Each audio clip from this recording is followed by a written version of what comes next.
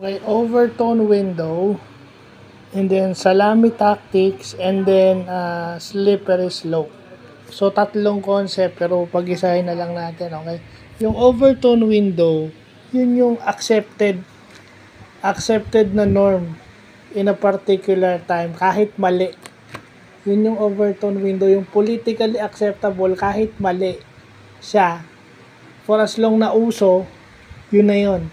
Politically acceptable. So, yun yung overtone window. Kadalasan, nangyayari yan. Nakikiuso kahit mali. Yun yung overtone window. Pag sinabi mo namang salami tactics, yun yung paggawa mo ng maliliit na action. Doing small action na pag pinagsama sa kinatagalan, magpuproduce ng malaking action. Kumbaga, ang sabi nila, hindi mo pwedeng biglain kasi unlawful. So, ginagawa mo, hinihimay mo, ginagawa mo siya ng maliliit kasi unlawful kung bibiglain. So, yun nalagay natin. And then, yung slippery slope,